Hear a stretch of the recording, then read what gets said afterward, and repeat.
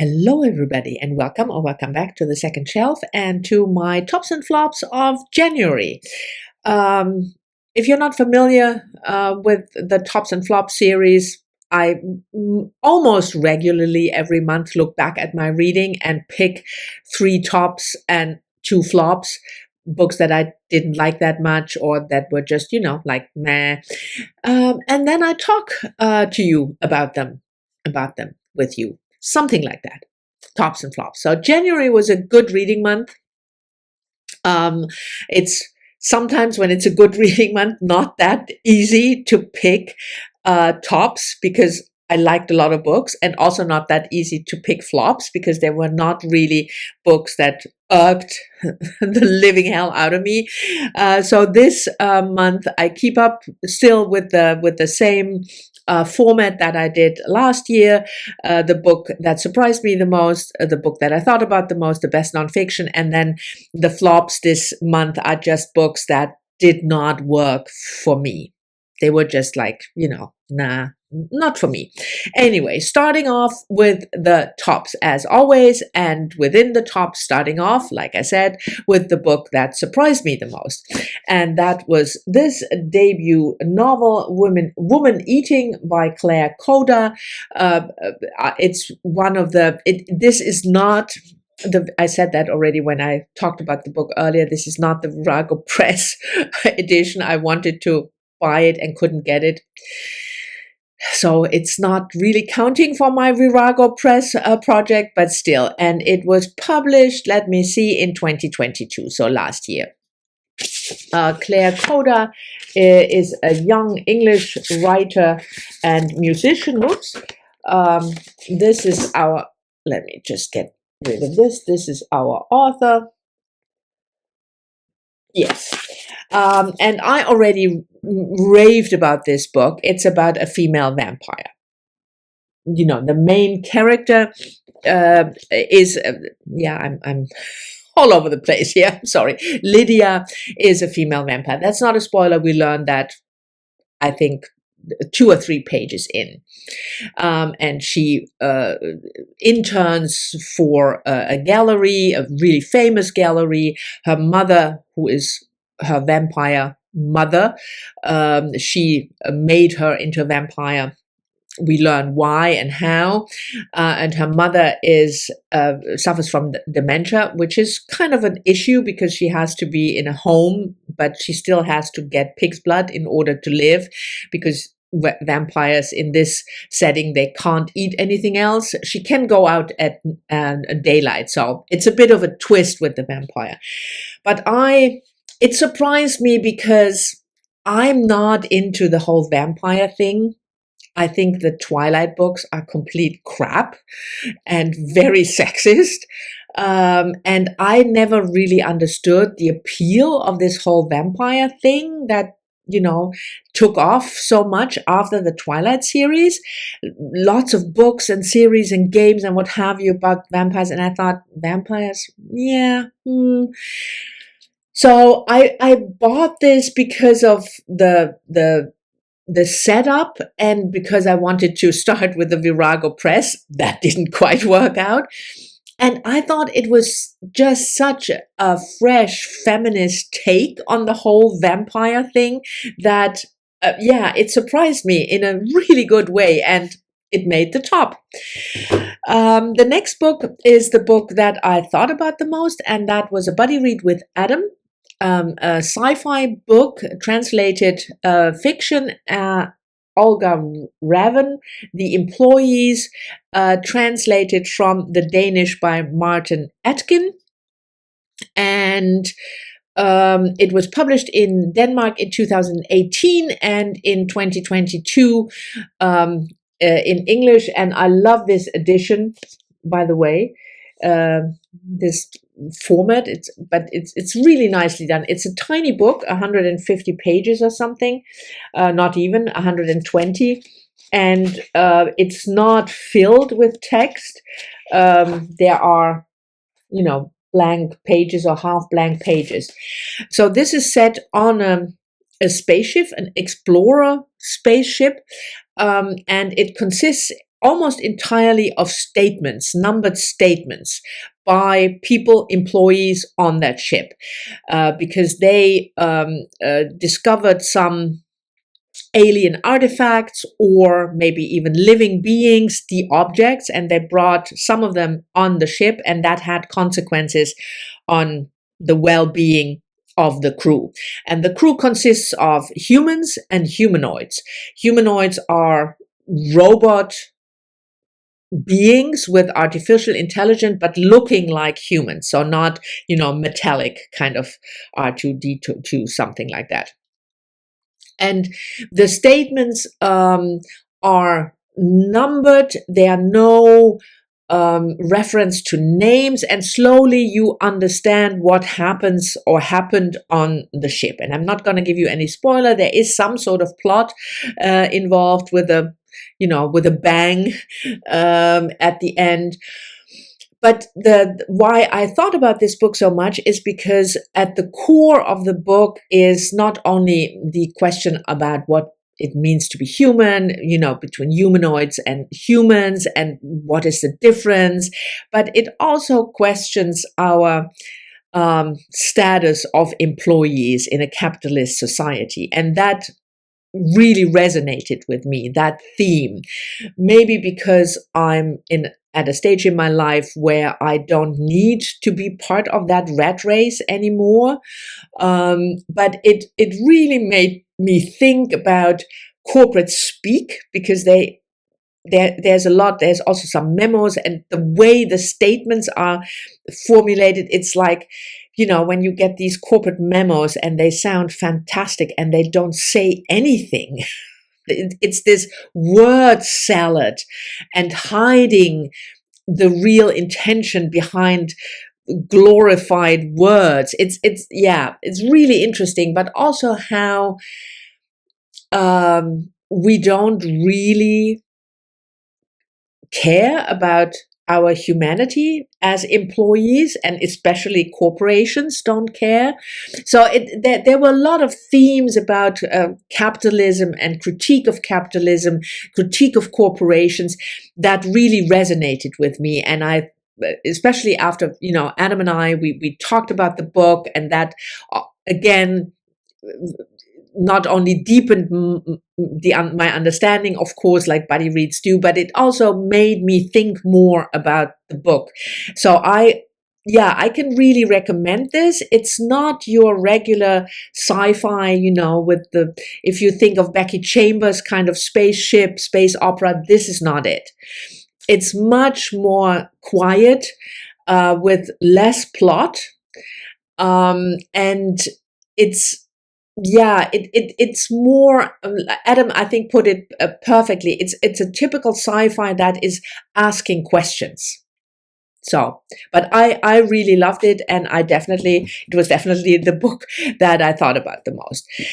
Next up is the best nonfiction, and I'm sure you're not surprised that I chose Golem Girl by Riva Lera, a memoir of the author. I'm not sure whether I have a picture here of the author. Yeah, here it's tiny picture of the author here. She was born in 1958 with spina bifida, which means an open back. So the spinal cord hasn't closed, and it protrudes out of the back, and there are lots of medical issues coming with that. Not only that you have to close it, but there's issues with the nerves and the walking.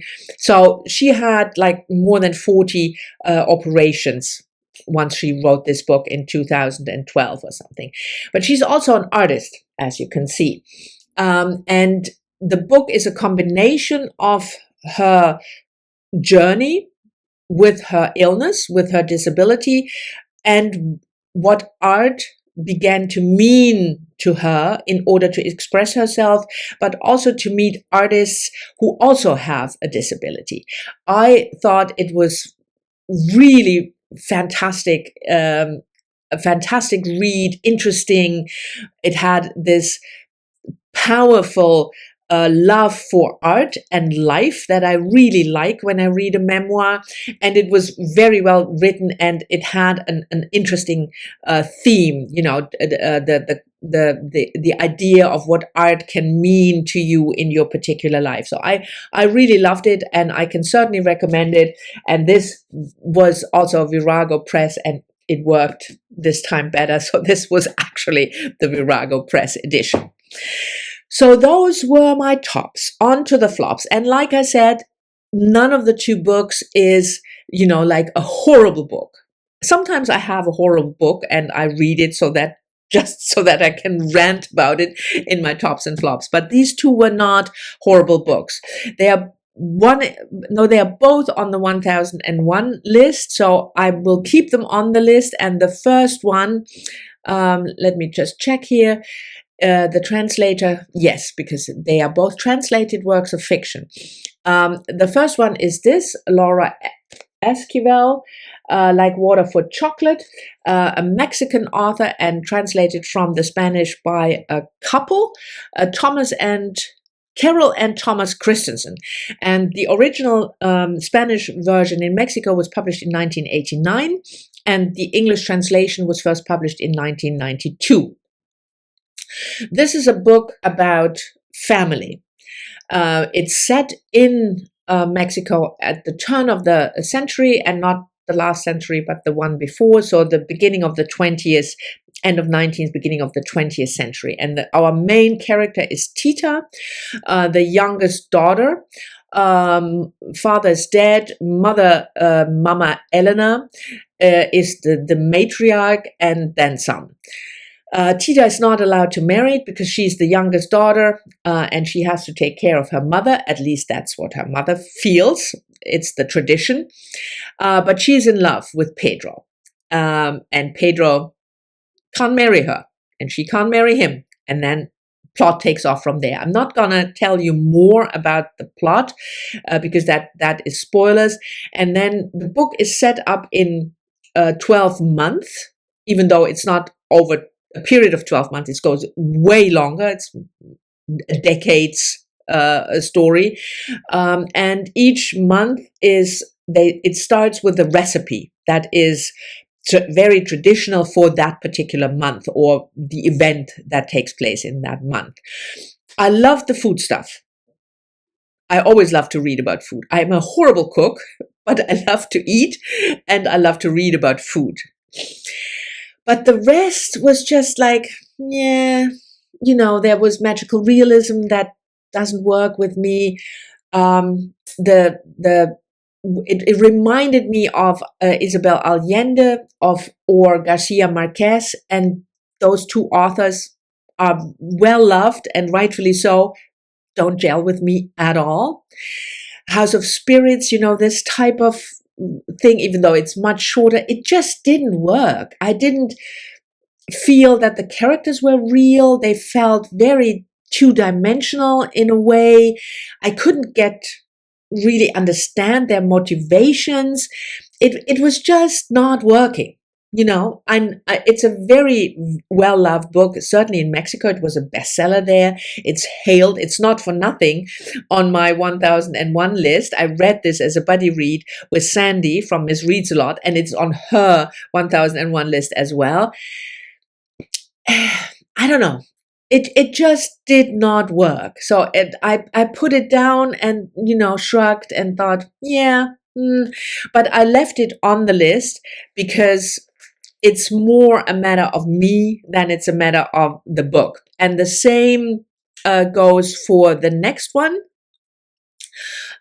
Checking the translator as well. This is not on the 1001 list. It was my first read for the Global South / Caribbean.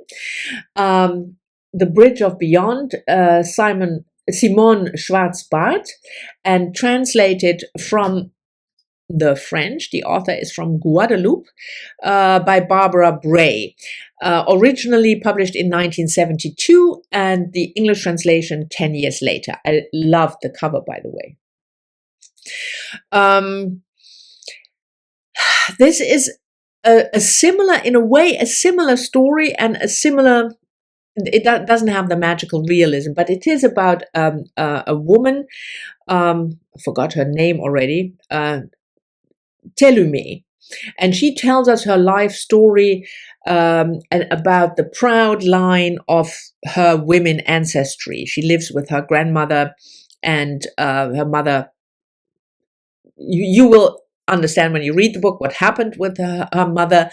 Nothing horrible, by the way. It's just, so there's a lot of violence and abuse, and it's not, I almost said, it's not that I don't like reading about that, but that sounds weird. So we're not going to say that, or although I already said it, but it's not that makes me not like a book if it's well done and if it serves the story. And certainly in this setting, the poor community, multi-generational, I think it starts, let me check, early 19th century even, in the grandmother. Yeah, I write that stuff down because I can't remember it. The grandmother Minerva was freed in 1848. So it's a tale of descendants of former slaves and the relationships Telume has with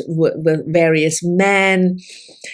And I think the writing didn't work for me. It bored me, to be honest. The way not the writing, but the storytelling, the way the story was told, even though there were really, it's not that nothing happened, on the contrary, but it just bored me, the way the story was told. And again, it's me, not the book. So I think you should give it a try. If that, just download a sample and see whether the writing style works for you. But I just couldn't quite grasp what the book wanted to convey to me. And again, I felt it's me, not the book. So it just did not work for me. But still love the cover. So yeah, and if you, like I said, I mean, I can't really wholeheartedly recommend it because I didn't like it. But I wouldn't say don't read this book under any circumstances, because it might work for you like it worked for a lot of other readers, just not for me.